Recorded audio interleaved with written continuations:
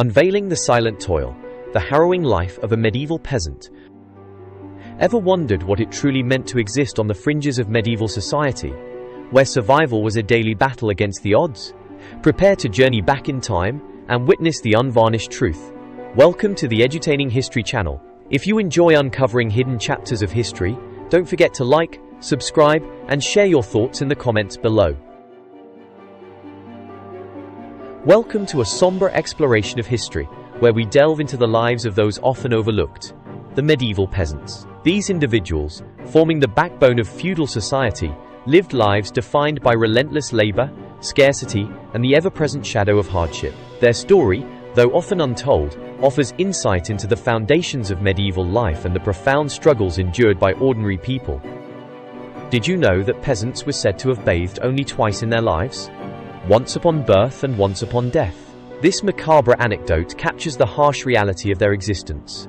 Hygiene was a luxury they simply could not afford amidst the grind of daily survival. Imagine a life where your time, labor, and body belonged not to you, but to your Lord and the Church. Bound to the land, peasants lived at the mercy of a system that demanded obedience and sacrifice. Heavy taxation, including the infamous tithe, a tax of 10% paid to the church, often drained their meager resources. Tithes could be paid in cash or kind, such as seeds or equipment, and failure to pay could spell disaster for the coming year's harvest. Unsurprisingly, resentment toward this system was widespread. Take the Domesday Book of 1086, commissioned by William the Conqueror. This detailed survey ensured taxes were meticulously calculated and enforced, leaving no room for escape. For peasants, the weight of this system meant inescapable poverty and relentless toil. Disease was another constant companion. A staggering 50% of infants during the medieval period succumbed to illness within their first year of life. Mothers faced immense risk as well. Around 20% of women died in childbirth, a tragic reflection of the absence of medical advancements. Meanwhile, the Black Death, 1347 to 1351, swept through Europe, erasing nearly half the population and altering the social landscape forever.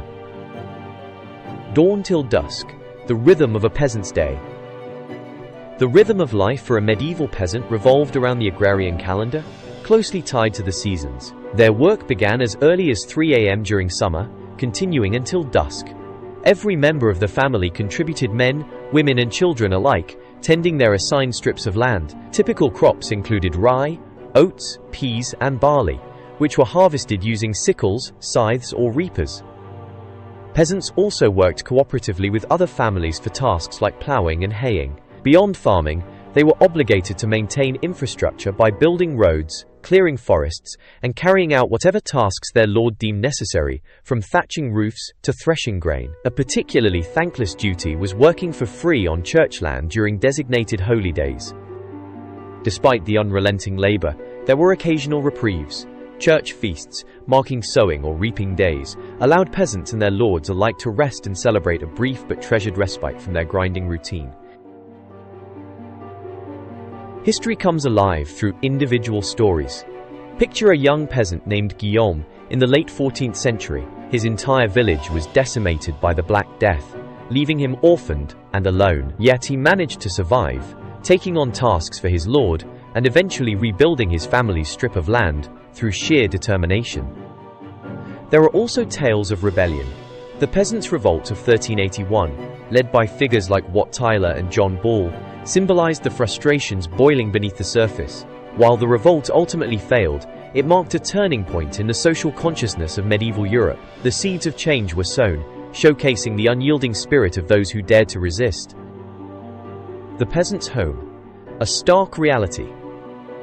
Step inside the humble home of a peasant, and you'll find a one-room hut made of wattle and daub, with a thatched roof and no windows. A smoky hearth dominated the center, creating an environment riddled with bedbugs, lice, and other biting insects. Around 1/3 of the hut was often penned off for livestock, which lived alongside the family. Furniture was sparse, perhaps a few stools, a trunk for bedding, and some basic cooking utensils.